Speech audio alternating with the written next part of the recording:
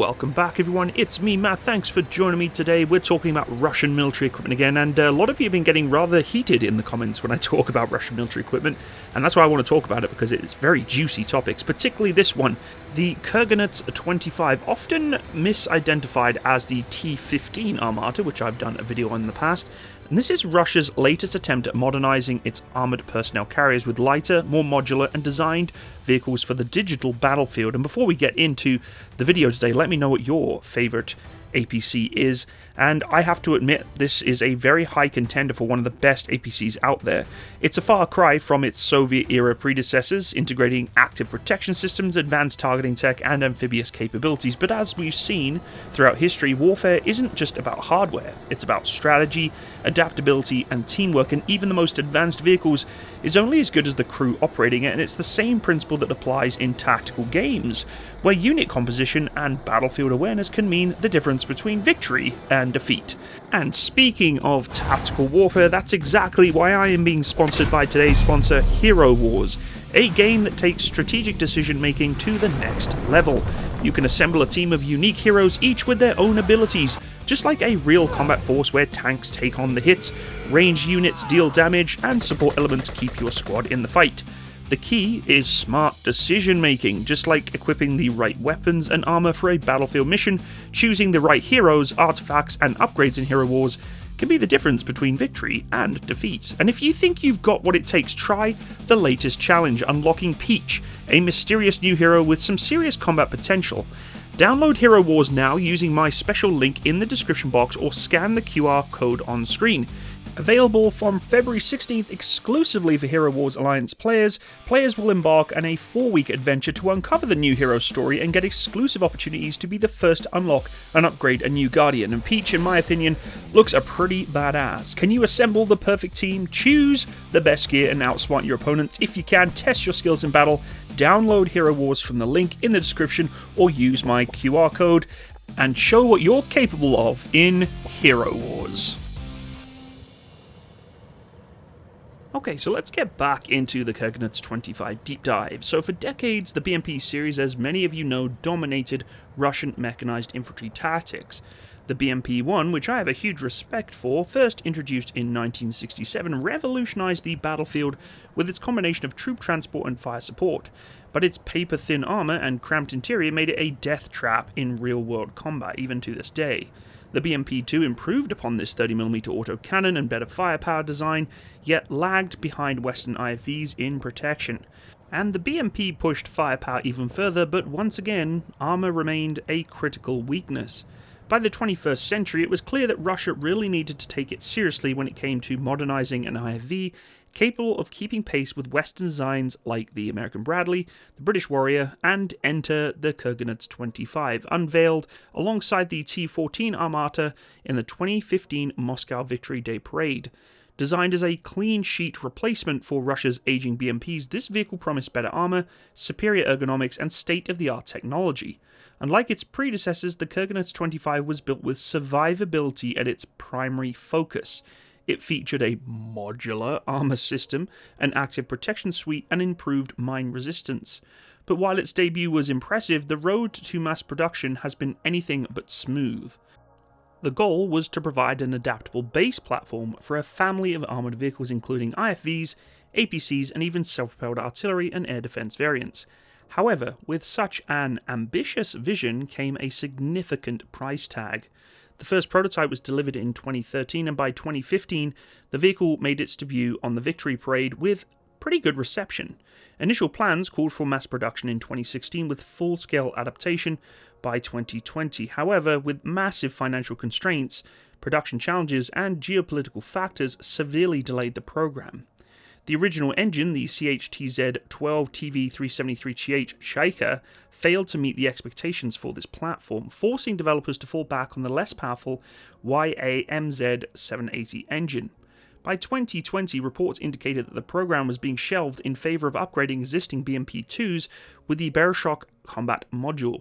As of 2023, only limited numbers of the Kurganets-25 prototypes exist, leaving its future fairly uncertain. This vehicle has truly been focused on its survivability. The Kurganets-25 was designed to bridge the gap between Russia's traditional lightly armoured BMPs and then heavily protected platforms that could go against Western IFVs like the M2 Bradley or even the Puma. But how well does it stack up in terms of protection? The Kurganets-25 employs a modular armour system, allowing it to be upgraded based on mission requirements. The base armour is rated to withstand a 12.7mm machine gun fire, but additional explosive reactive armour modules can be attached to improve protection against anti-tank weapons.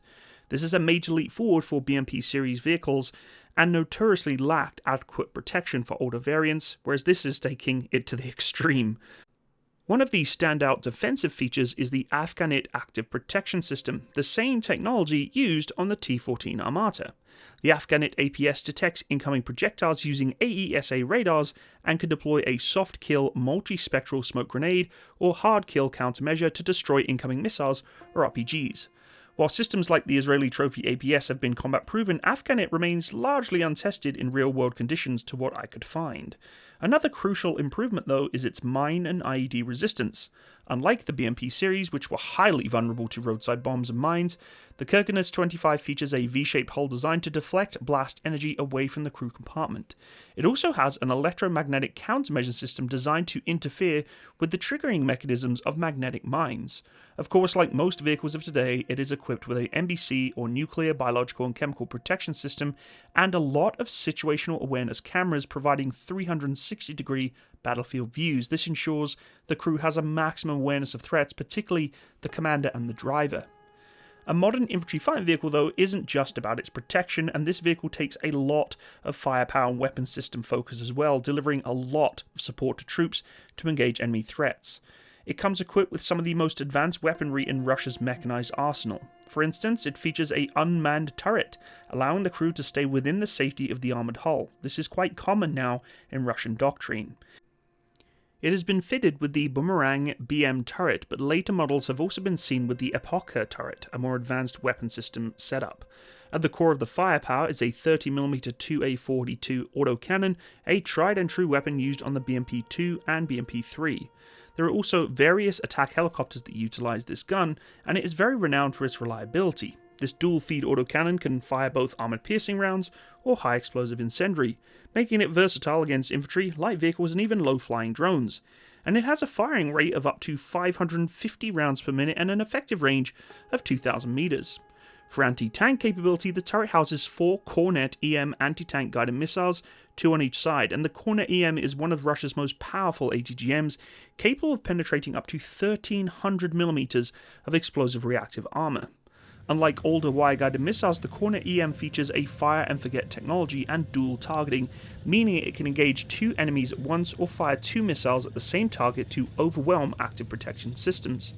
The Epocha turret also introduces the Bulat missile system, a new lightweight guided missile designed for engaging lightly armoured targets at longer ranges. Additionally, the vehicle carries a 7.62mm PKTM coaxial machine gun, providing close-range suppression. In terms of manoeuvrability and this beautiful clean-looking track running gear here, it does pretty well as well. At the heart of its mobility is that 750 horsepower YAMZ 780 turbocharged diesel engine, which is mounted at the front of the vehicle. This not only provides additional protection for the crew by acting as a barrier against incoming rounds, but it also gives the Kurganets-25 a top speed of 80 km an hour or 50 miles per hour on roads, which is fairly impressive for a vehicle of this size. That's significantly faster than its predecessor, the BMP-3, and even outpaces certain Western IFVs like the Bradley, which maxes out at around 65 km an hour or 40 miles per hour. It features hydropneumatic suspension, allowing the vehicle to adjust its ride height depending on terrain conditions, particularly that when trying to get into hull down positions, popping its head up or down across a berm. This also gives it greater stability when travelling over rough landscapes, especially in muddy or snowy environments, which are common in Russian operational zones. One of the standout features of the Kurganets-25 is its amphibious capability. Yes, thanks to its sealed hull and twin water jet propulsion system, it can traverse water obstacles at a speed of up to 10 km an hour. Unlike the T-15 Armata, which is too heavy to be amphibious, the Kurganets-25 retains Russia's long-standing doctrine of deploying floating armoured vehicles for river crossings and coastal operations. However, there is a trade-off. Its light armour makes it a little bit more vulnerable than heavily armoured Western IFVs and the T-15 Armata. For decades, one of the biggest complaints about Russian IFVs, particularly the BMP series, was their cramped and uncomfortable interiors. Soldiers were forced to squeeze into tight, poorly ventilated spaces with little room for movement. The Kurganets-25, however, represents a major step forward in crew and troop comfort, incorporating lessons learned from both Russian and Western IFV designs. The vehicle is operated by a 3-person crew, driver, commander and gunner, and the driver sits at the front left of the hull with a large single-piece hatch and 3 periscopes for forward visibility, including cameras. The commander and gunner sit in separate compartments, operating the unmanned turret remotely using modern digital controls, touchscreens and multi-spectral sighting systems. The controls are reportedly modelled after gaming controllers to aid in rapid training and ease of use. I don't really believe in that. In the long scheme of things, gaming controllers have never really been the focus of controlling. It's just ergonomically sound. They're not based upon gaming controllers, but a lot of people think that they are, and I think the research that I've done, they kind of zero in on this quite a lot, and I don't think this is really the case. I think it's just a standardized model for where they set up controllers for anything that operates a turret, or even to drive in. It's just works, makes sense, it's ergonomic. But behind the crew compartment is the troop section, capable of carrying 6 to 7 fully set up infantry soldiers, a reduction compared to older BMPs but necessary as a trade-off for added protection and comfort. Unlike the roof-mounted hatches of the BMPs, which force troops to expose themselves to enemy fire when dismounting, the Kurganets-25 features a large rear ramp with an integrated door. This allows for safer and quicker exits, especially in combat situations. Another significant improvement is the situational awareness of both the crew and the troops. The vehicle is fitted with a 360-degree exterior camera system, giving both the crew and troops a clear view of the battlefield, particularly when exiting out the back or from the sides. And this is a big deal compared to some of the older Russian IFVs, particularly when you're going into an environment that is smoke-ridden or trenching, and even drones, right? You can actually see if the area as you're going into is being observed or monitored by drones by using these cameras. Being that it is modular, there are 2 confirmed variants of the Kurganets-25. The IFV version, the B11 Kurganets-25, is the primary variant featuring the Boomerang BM or Epocha turret with a 30mm or 57mm autocannon with the corner EM ATGMs and the coaxial machine gun.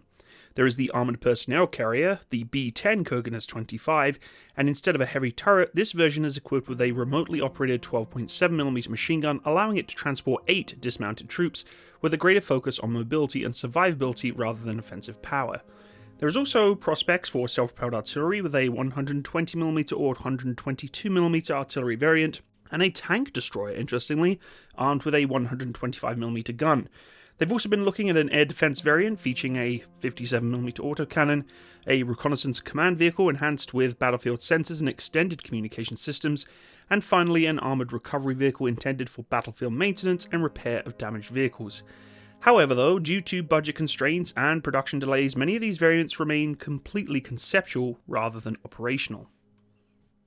So in conclusion here, and a bit of my final thoughts, after nearly a decade since its unveiling, the Kurganets-25 remains an enigma in the Russian military development. I mean, on paper it was meant to be this game-changing IFV, bringing Russian mechanized forces on par with even surpassing Western designs like the M2 Bradley or Warrior or even Puma and other IFVs.